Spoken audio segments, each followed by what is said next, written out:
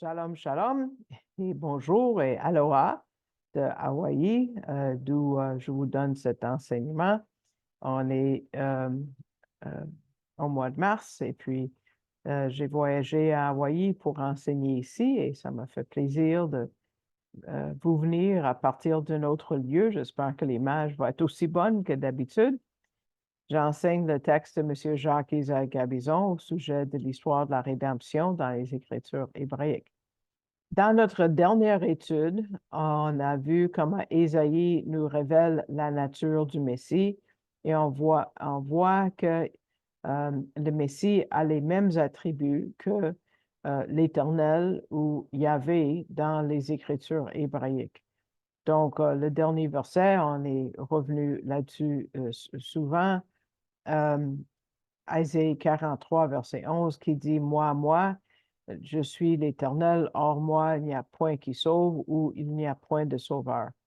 Donc, si l'Éternel Jéhovah nous dit qu'il n'y a pas d'autre sauveur que lui, il doit être lui le sauveur, le Mashiach, le Messie, loin.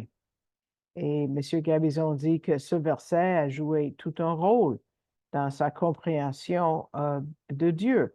Quand il était jeune croyant, il avait beaucoup de difficultés à comprendre la relation entre Dieu et Jésus. Comment est-ce que les deux pouvaient être divins? Comment adorer les deux?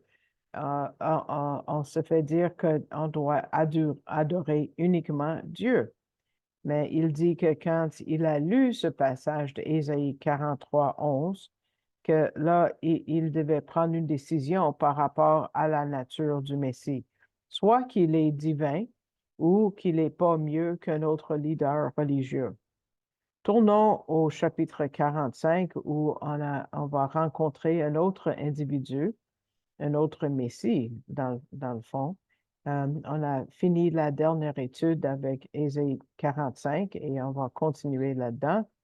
Mais pour mieux comprendre le chapitre, on va commencer avec le verset qui précède le chapitre 45. C'est le dernier verset de 44 et dans le fond, ils doivent être mis ensemble.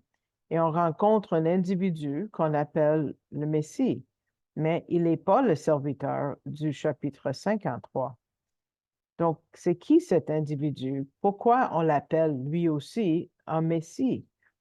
Loin, au milieu d'un livre ou une portion du livre qui parle du serviteur, qui parle de Jésus.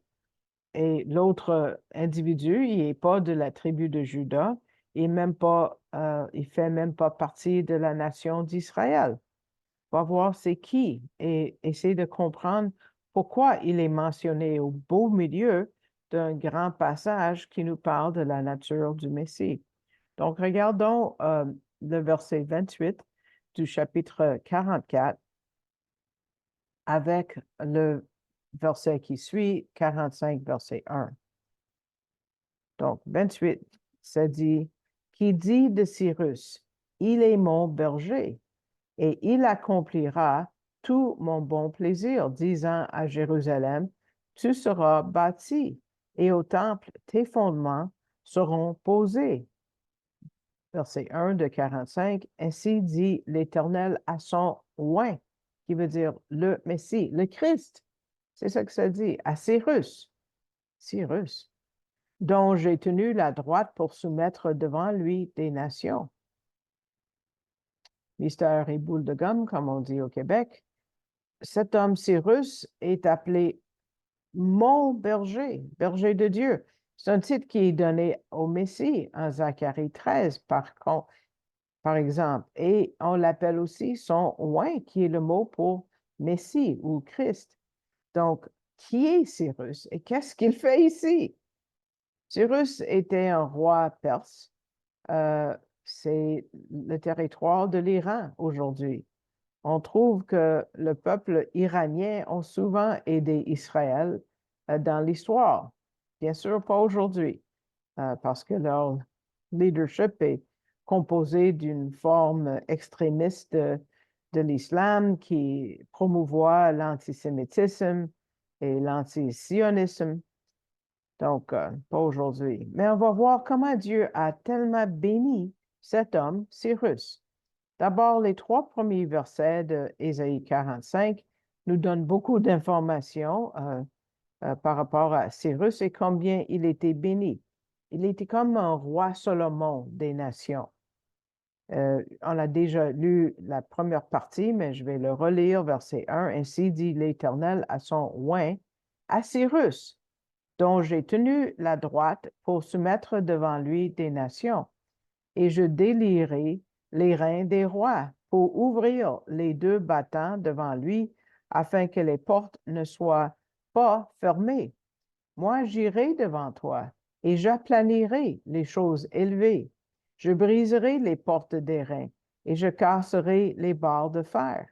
Et je te donnerai les trésors des ténèbres et les richesses des lieux cachés, afin que tu saches que moi, l'Éternel, qui t'ai appelé par ton nom, je suis le Dieu d'Israël. Donc, regarde comment le Seigneur était après lui, en le guidant, en le bénissant. Au verset 2, il dit, moi j'irai devant toi, je planerai les choses élevées.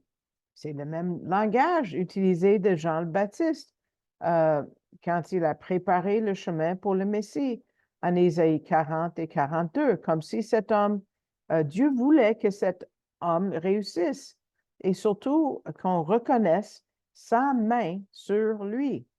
Et Dieu va soumettre devant lui des nations. Il y avait un historien, je n'ai pas cherché comment on prononce le nom en français, Hérodotus, qui a vécu quelques années après Cyrus, qui a écrit que Cyrus a régné sur toute l'Asie. Dans le verset 1, vers la fin, il dit je délierai ou il délierait les reins des rois. Le mot pour les reins, c'est l'ombre ou la taille de quelqu'un.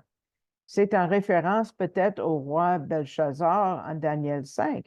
Vous vous rappelez quand il y avait l'écriture sur le mur qui a dit que l'Empire médo-perse était pour venir détruire son royaume?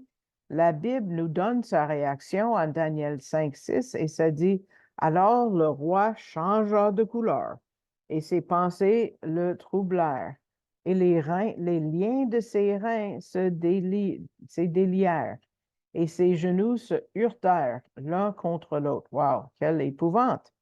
Mais c'était qui à l'extérieur des murs de Babylone qui l'a fait trembler comme ça? C'était le roi Cyrus qui est entré dans la ville et l'a conquis. Il y a une vérité symbolique ici qui clarifie pourquoi Cyrus a été appelé loin ou le Messie. Parce que la destruction finale de Babylone va être faite quand? Ben, dans l'Apocalypse. Apocalypse 19, par Yeshua, par Jésus. Mais Cyrus va détruire la ville de Babylone, mais va partager un petit degré le même titre que Jésus, loin. Mais juste pour une courte période, évidemment. Cyrus est entré en Babylone, comme Ésaïe avait prophétisé, 175 ans avant sa naissance, comme nous lisons dans le verset 3. Je te donnerai les trésors des ténèbres et les richesses des lieux cachés. Ça, c'est les trésors que les Babyloniens, les Chaldéens, ont pris de toutes les nations qu'ils avaient pillées, y compris Israël. Quelque chose que, oui, Cyrus a pris et éventuellement a redonné à Israël quand il a permis qu'Israël retourne pour reconstruire le temple. Une autre chose par rapport au passage en chapitre 45, c'est de ce lieu qui est venu l'idée qu'il y a plus d'un Messie, plus d'un Ésaïe, que Ésaïe a été écrit par plusieurs hommes. Certains ont trouvé 4. Mais c'est quoi le problème avec ça? Le problème, c'est qu'ils ne croient pas à la puissance de la parole de Dieu. Car quand Ésaïe a écrit cette prophétie par rapport à Cyrus, c'était 175 ans avant que Cyrus naisse. Le ministère d'Ésaïe était entre 739 et 681 avant Jésus-Christ. Cyrus est devenu roi de Perse en 539 avant Jésus-Christ, 175 ans plus tard. Mais Ésaïe a prophétisé sa venue et a même prononcé son nom avant qu'il naisse. Ça, c'est la puissance de la prophétie. Plus tard, ils n'ont pas eu de trouble avec ce passage. Flavius Joseph, qui était un historien juif non-croyant, va valider cette prophétie en écrivant dans ses écrits qui s'appellent Antiquité. Il dit, quand Cyrus a lu ceci, c'est la prophétie d'Ésaïe ici, et a admiré le pouvoir divin, un désir et une ambition sincères se sont emparés de lui pour accomplir ce qu'il a été ainsi écrit. Alors, il a appelé les Juifs les plus éminents qui étaient à Babylone et leur a dit qu'il leur a donné la permission de retourner dans leur propre pays et de reconstruire leur ville, Jérusalem, et le temple de Dieu. Vous voyez, Dieu ici nous dit les choses à venir.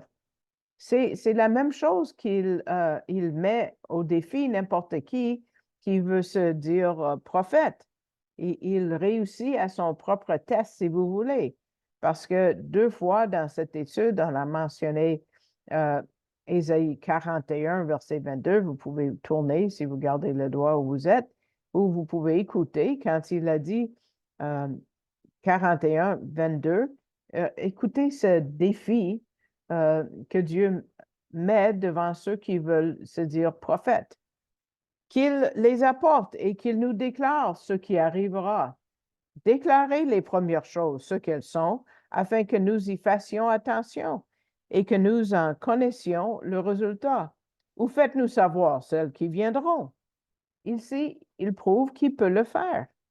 Même si Cyrus a permis qu'Israël retourne et accomplisse leur tâche de rebâtir le temple, et même Cyrus était béni dans tout ça, il y a quelque chose qu'il n'a vraiment pas compris.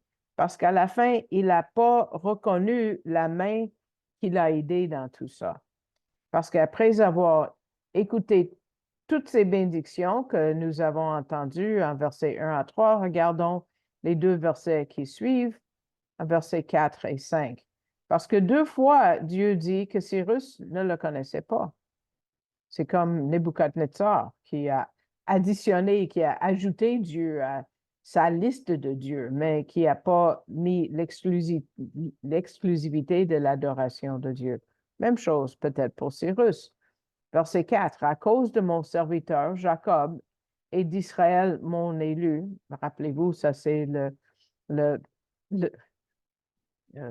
la poésie ou le parallélisme hébraïque de mentionner et Jacob et Israël. C'était les 2 noms pour le même homme. Je t'ai appelé par ton nom, je t'ai donné un nom et tu ne me connaissais pas. Donc, à cause des Juifs, je t'ai appelé par ton nom, Cyrus, mais tu ne me connaissais pas. Moi, je suis l'Éternel, il n'y en a point d'autre. Il n'y a point de Dieu si ce n'est moi. Je t'ai saint et tu ne me connaissais pas. Pourquoi est-ce que le Seigneur a fait tout ça? De verset 3, pour que Cyrus le connaisse.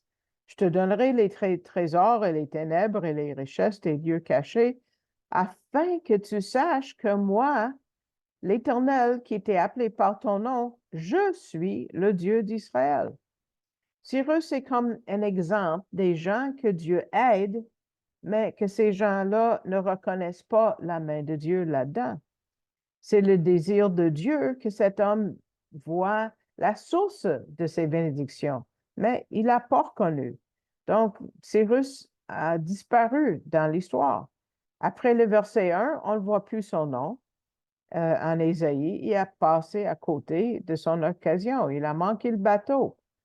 On appelle ça la grâce commune, la grâce pour tous. Quand la pluie vient ou quand Dieu fait pleuvoir des bénédictions sur des non-croyants. Quel est le but ou quels sont les buts de cette grâce commune?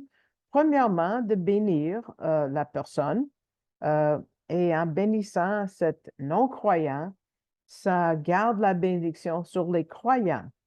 Donc, en bénissant Cyrus, il y avait une bénédiction qui a été transférée à Israël parce qu'elle a pu retourner en Israël. Donc, pour des raisons du salut, cette grâce commune sert à attirer les non-croyants aussi à notre Seigneur gracieux avec une surabondance d'autres bénédictions à venir. On a déjà vu ce passage important, Ésaïe 49, où le serviteur qui est le Messie prend le nom d'Israël, sauve Israël et rétablit Israël et retourne le nom à Israël. Donc, à travers cette section, il y a une déclaration forte de l'amour de Dieu pour Israël et on se rend compte qu'Israël n'est pas juste quelqu'un qui connaît Dieu, mais qui n'est pas important. Parce qu'ici, on voit qu'elle est présentée qu'elle a un lieu très fort, le lien le plus fort entre un individu et un autre. C'est quoi? Ben, ici, bas, c'est le mariage. On voit Israël ici comme étant la femme de Dieu.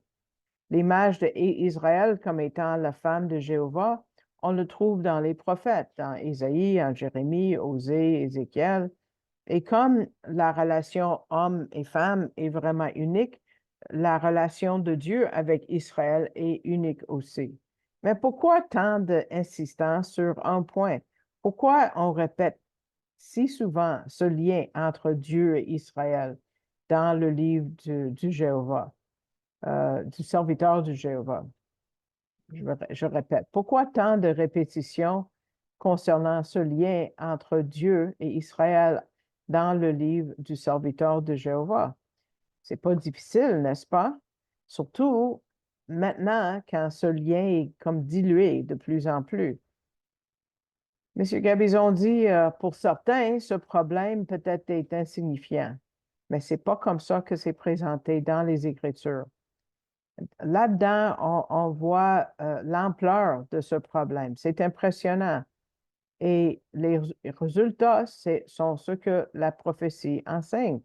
Israël va se trouver de plus en plus isolé. Et, mes amis, comment on le voit en 2024? Au point où le monde va accueillir l'Antéchrist qui va amener l'abomination de désolation à Jérusalem, comme on voit en Matthieu 24. Et on va voir l'antisémitisme à son point le plus haut. Et c'est ça, c'est là où ça nous amène. C'est pas peu pour Dieu. Mais pour nous qui croyons en Jésus, c'est pas peu ceux qui pensent que Dieu a rejeté Israël. Regardons ce que Dieu a dit dans cette section du serviteur de l'Éternel en 49:16. On va retourner au chapitre 49 dans une autre étude. Voici, je t'ai gravé sur les paumes de mes mains. Tes murs sont continuellement devant moi. Dieu a gravé les noms de ses enfants sur ses mains. Le mot gravé veut dire couper. On voit à quel point c'est permanent.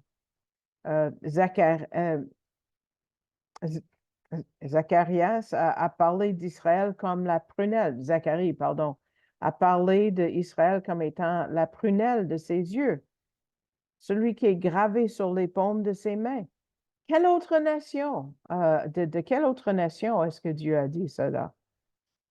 Comment c'est étrange qu'une nation qui souffre autant a une relation si proche avec Dieu, qui est celui qui donne la consolation.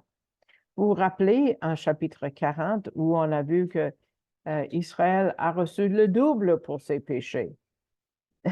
Vous ne voulez pas être parmi ceux qui contribuent à la souffrance d'Israël, parce que dans les Écritures, Dieu est présenté comme étant un époux jaloux. C'est Proverbe 6, 34 qui nous dit car dans l'homme, la jalousie est une fureur, et il n'épargnera point au jour de la vengeance. Donc, cette portion d'Ésaïe nous fait plus que nous présenter l'Éternel comme le mari d'Israël. Il y a deux autres images et une est aussi forte que l'autre. Regardons versets 14 et 15 du chapitre 49. Israël se plaint à Dieu que Dieu l'a oublié. Et tu vois comment il répond comme une mère répond à son enfant. Verset 14. Mais Sion a dit, l'Éternel m'a abandonné et le Seigneur m'a oublié. Peut-être il y en a qui ont cru ça par rapport au 7 octobre, ça se peut. Une femme oubliera-t-elle son nourrisson pour ne pas avoir compassion du fruit de son ventre? Même ceux-là oublieront, mais moi, je ne t'oublierai pas. Donc, on voit Dieu comme étant une mère qui prend soin de son enfant. L'autre image, donc, c'est le mari jaloux, la maman. Et ici, on va voir une autre image comme un guerrier.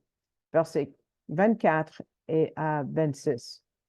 Ce qu'il a pris sera-t-il enlevé à l'homme fort, et celui qui est justement captif sera-t-il délivré? Car ainsi dit l'Éternel, même le captif de l'homme fort lui sera enlevé, et ce qui a été pris par l'homme puissant sera délivré. Et qu'on a besoin de savoir ça par rapport aux otages à Gaza. Et moi, je contesterai avec celui qui conteste avec toi, et je sauverai tes fils.